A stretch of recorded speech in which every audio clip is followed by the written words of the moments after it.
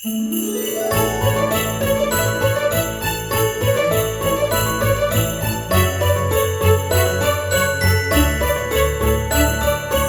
welcome to a Very Explosion Network Christmas Hour podcast dedicated to the merriest of holidays. The festive season with films about Santa Snow being left home alone. Festive season with films about Santa Snow being left home alone. The time of year we all struggle to decide what Christmas content to watch, which is where we come in.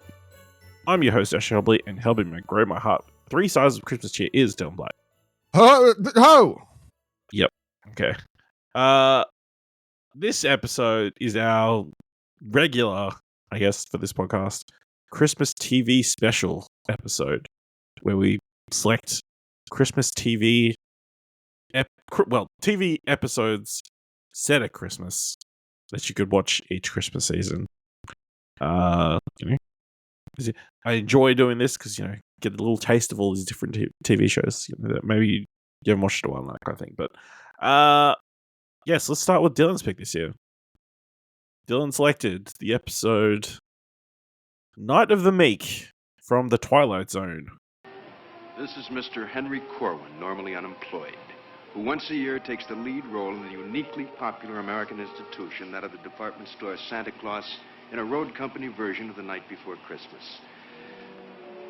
But in just a moment, Mr. Henry Corwin, ersatz Santa Claus, will enter a strange kind of North Pole, which is one part the wondrous spirit of Christmas and one part the magic that can only be found in the Twilight Zone. Originally aired December 23rd, 1960. Season 2, episode 11. Directed by Jack Smight. Written by Rad Serling. Drunken department store Santa Claus. Henry Cohen finds a mysterious bag on Christmas Eve. Dylan, what was your thought process behind picking this episode? I googled old Christmas episodes. I was looking for something dated, a little bit different. Yeah, it was just something that didn't spring to my mind. Something I was searching for something I hadn't watched. So, or something that hadn't. Obviously, most of the stuff we picked has been more recent, especially when this is the TV oldest Christmas-related thing we've done on this podcast, I think. Yeah. And pretty close to one of the oldest things we've done on Explosion Work in general. When it came up, I was like, oh, Twilight Zone. Like, sure, why not? Like, that'll be interesting at least to check it out from a historical standpoint, I guess. Mm-hmm. I actually quite enjoyed this. I thought it was a nice little story. I mean, it follows. It does sort of what the Twilight Zone does best, either this or the remake version, which is this nice little self-contained story that has a slight.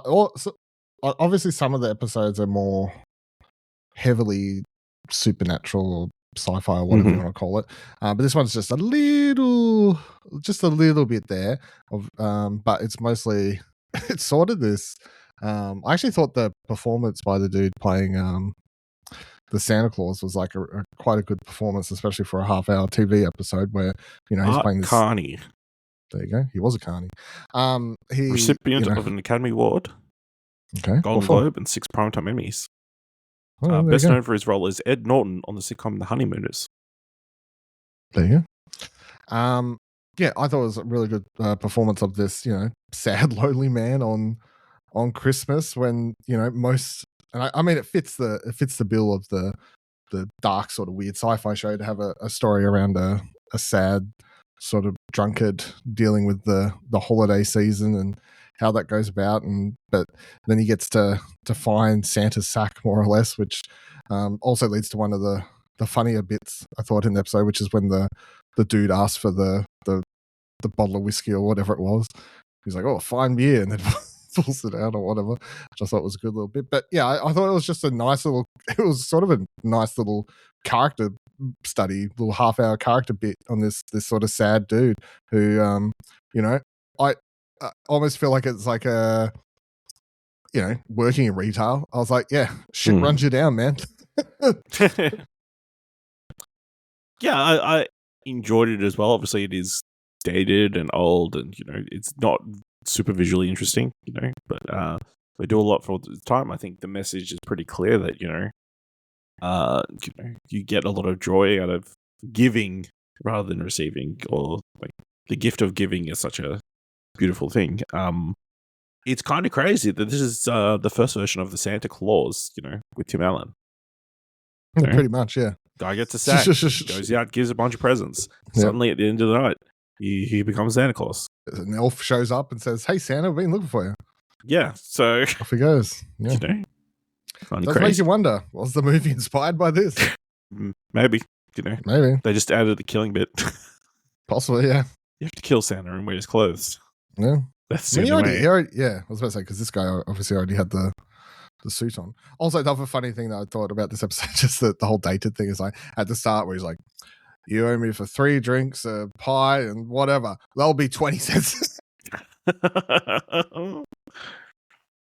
Wow. Things were cheap back then.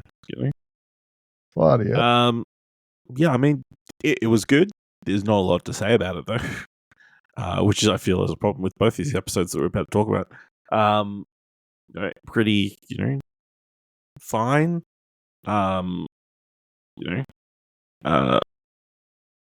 Obviously fitting in with the thing. Like, what is the monologue that he says at the beginning?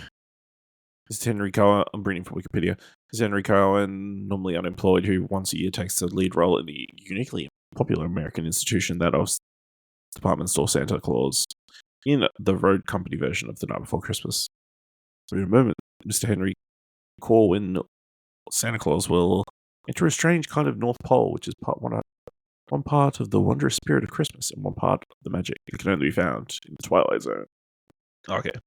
I thought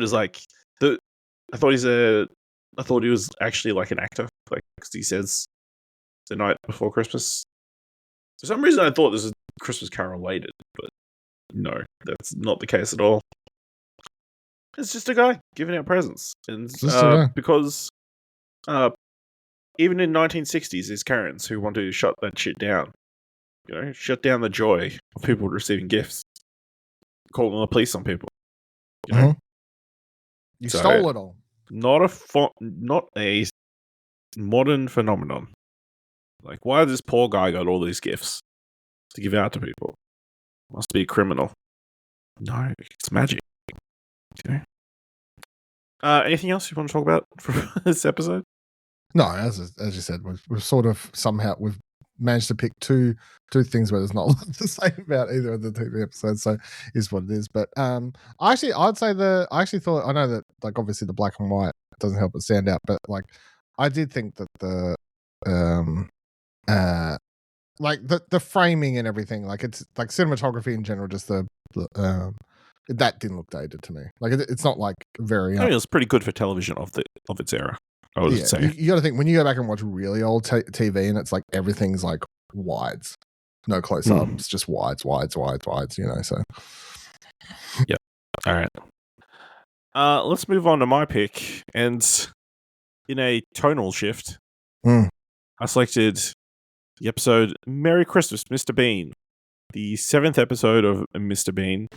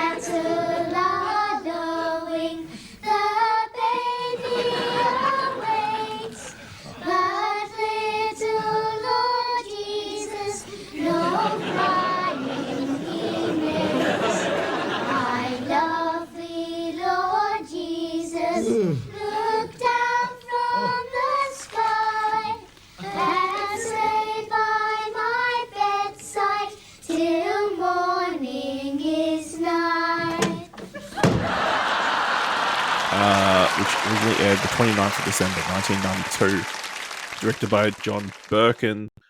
Written by Robin Driscoll, Richard Curtis, and Rowan Atkinson. Christmas adventures of Mr. Bean include shopping Christmas Eve at home and preparing the Christmas turkey. So yeah, my selection. I saw your selection and went, "What is the most different thing that I could possibly select to some top serious sci-fi show?" Mr. Bean. I don't know. I feel like Mr. Bean was a figure within my childhood. Like, I've watched the entirety of Mr. Bean which is crazy that there was only ridiculous one mess. season. Yeah, I've Yet watched it feels so like many there's times. so many bits, or like it was on constantly on the ABC all the time. Well, there's the proper episodes, like these half-hour episodes, and then there was like 10-minute specials or something, I think. I think probably the character kind of became recurring. Yeah. Obviously the movie, the original, the first movie, I'd never watched the second one. But I feel like, yeah, he did pop up in other places. So, you know, all the beats and bits. Interesting. My pop loved Mr. Bean. He even had the teddy. So growing up, it was yeah. So here's the thing. My little brother, who's obviously like 18 years younger than me, he had a teddy growing up. Like an actual Mr. Bean teddy. Because the animated show became a thing. Yeah. And he would watch that. So there you go. Crazy, like recurring kind of things. Everything comes around. But yeah, I mean, the episode is kind of your standard Mr. Bean episode of him being oblivious and all about himself and kind of a dweeb and kind of just doing whatever he wants. You know? It was really, I think, yeah, obviously it's been a while since I've watched any of these episodes, so like going back and watching it and like maybe from more of an understanding of filmmaking and that kind of stuff, like it's really interesting that like obviously they shot all these bits, then they went in and put a laugh track on top of it, which is something that we don't really hear anymore in like sitcoms nowadays, unless you're like a you know, multicam in front of a crowd kind of shot show. It's very uncommon to have like this kind of a laugh track where I think it's pretty clear that the audience is told what to do, when to laugh, how to laugh, because there's not like random laughter in there. It's all very precise and that kind of thing. So, yeah, I mean, it was fun. Mr. Bean antics. I thoroughly enjoyed him playing with the nativity scene. Dinosaur coming in. Dinosaur, Daleks. Yeah. And then him, Baby Jesus getting airlifted to a nicer house. Yeah, I thought it was a fun time. What do you think? Yeah, I always think like the thing that I always remember about this episode is just the turkey on the head thing, but and how much he somehow got a girlfriend, and always wondering how that happened. But I mean, him having a girlfriend is crazy. Seeing as he clearly does not want to, do anything that having a girlfriend does, except I guess companionship. Yeah, just wants someone to eat dinner with, more or less, and then shut the door on them. Oh wait, that was Christmas Carolers. Yeah. Really, Mr. Bean was the original Sheldon. What do you think about it? Yeah. Yep. Maybe not as smart. Yeah. I mean it's just classic Mr. Bean, right? It's the cusp between sort of silent slapstick comedy and more modern sitcom-y sort of stuff. That's why most of the time the character never really speaks, and if he speaks, it's in mumbles most of the time. And if you hear him say a sentence, it's always weird. You know, you're like, oh, he actually just said a string of words, but you know, most of the time just. He does talk. I feel like he actually does talk a lot in this episode. He talks a bit in this one because he's got someone to talk to. Episode. Yeah, that's true. He talks to Teddy. Talks to the mouse that's living in his. I think there's like his tiny apartment. Mr. Bean usually, to me, like talking is just like the yes, like yeah. But then when he says like, "Why I want to go," yeah, like that. It's like more than one word. It's like weird for some reason, but yeah, yeah. There's obviously just several good bits in this. The even just the silly little lights out part at the start. Such a simple gag, but so effective. Just take the whole thing out. As you just said, the nativity scene, the ridiculously sized turkey over the head, the whole play on the present thing, which he was never going to get that ring. There's no way that was ever happening. So, good all round. Yeah, I mean, classic gags.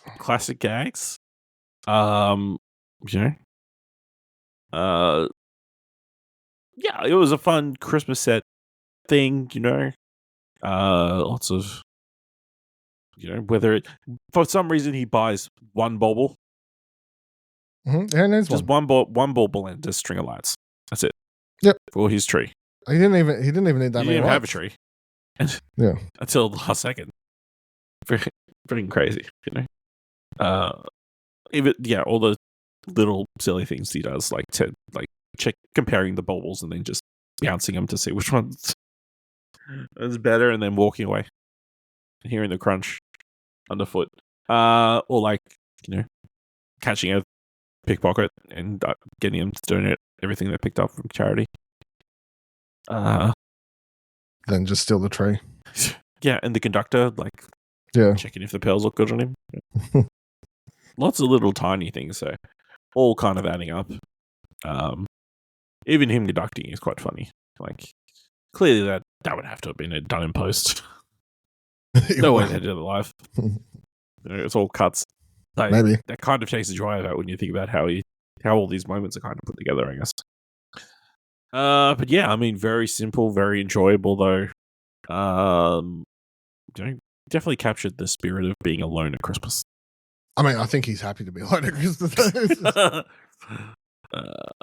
Well, he needed somebody to get the turkey off his head. That's true. Admittedly. Teddy couldn't help. Teddy could not help. Anything else you want to mention about this? No. No. It's Mr. Bean. It's Mr. Bean. Yeah, I guess that's it then. Next year we'll try to pick more substantive episodes, I guess. It doesn't matter. No. I'll tell you what, I've already got one in mind for next year that I have to write down to try and remember. Yep. All right, let's know what you thought of these Christmas episodes of television by letting us know by going to explosionnetwork.com/follow. If you want to help us out here at A Very Explosion Network Christmas, leave us a review on Apple Podcasts or on Podchaser. Leave us 5 stars, and you can leave 5 stars or just tell people about the show. And if you want to help us out over at Explosion Network with all our other podcasts and other content, head on over to explosionnetwork.com/supports. Thank you very much for listening. Until next time, remember, you can just send yourself cards. That is a good bit. Just the cipher. Oh, it's just you couldn't get a variety pack. You just got the same card. It's always funny because he does the same bit. I know, and there's the episode where he does his birthday as well. He does the same sort of writes. I think he writes himself or gives himself a present. He's like, oh, so. Well, he gave himself a Christmas socks. So.